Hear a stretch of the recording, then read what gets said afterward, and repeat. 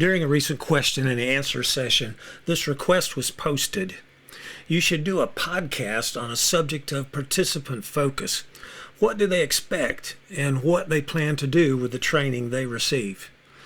That and more on this week's edition of Along the Forest Apps Road podcast.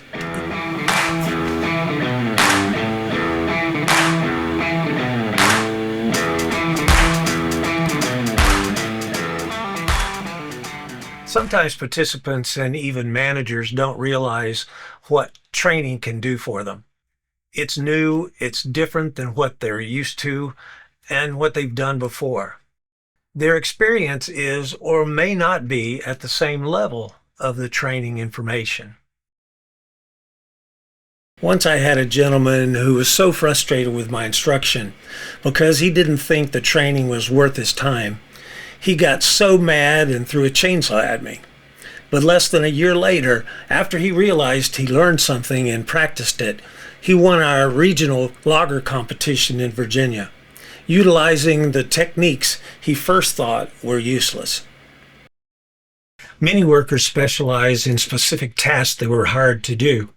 But what about the annual work or emergency tasks that everyone is on call to do? Why is it hard to hold training for employees on general topics like emergency storm cleanup? What about high manual work environments like annual cleanup projects, etc.? This would be training for chainsaw or other workplace equipment operations, maybe even mowers or trimmers, chippers, lifts, etc. A lot of training that's given on this type of equipment comes from manufacturers. While it's coming from people who share proper information, they often turn it into sales presentation. The price is right, usually no charge, but the info is not always focused to the operator's technique and planning. That's part of operator education for sure, but doesn't always complete the process in developing an operator who can be a leader in the crew, one that's maintaining safety and productivity. It's not necessarily respecting the task and safety of the worker unless a level of ability is developed from the information given in training. What are some of the areas of importance that multiple employees would or should be required to participate in? I received a message from Doug Puerto. He's retired head of forestry at Cal Poly University in California. He wrote some thoughts on what good instruction is. I'd just like to read through those for you.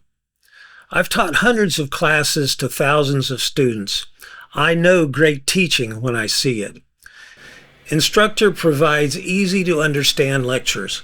Then instructor has each student complete a number of competitive hands-on learning by doing exercises. The beauty in this type of teaching approach is threefold.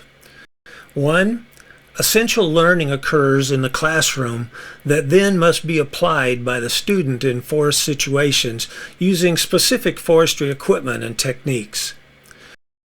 2, students are closely supervised as they complete each competitive grade field exercise.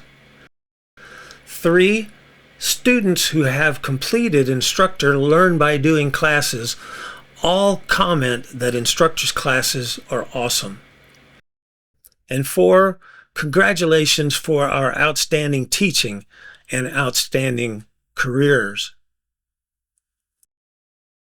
An instructor has a plan and specific program, not just watch and imitate, but create a thinking and planning system to raise the skill level of the participant and the group in safety and productivity. So I ask, what are some things to consider when committing to a training workshop? Did you just become a chainsaw owner? Have you chose to volunteer on storm cleanup projects? Maybe your plans are to start a tree care business, equipment training requirements.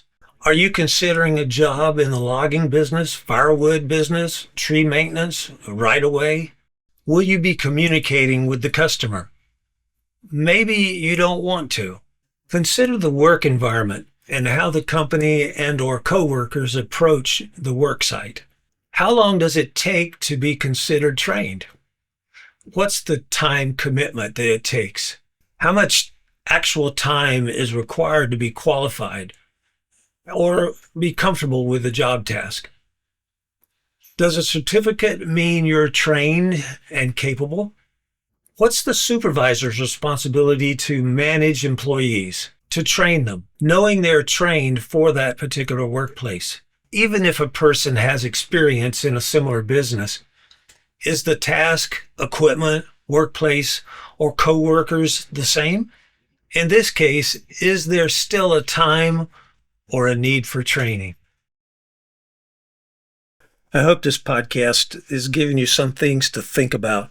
We're going to be discussing these topics and more in coming episodes of Along the Four Staffs Road, and we'd love for you to join us on Thursday nights also for Thursday Night Saws Live on YouTube and Facebook.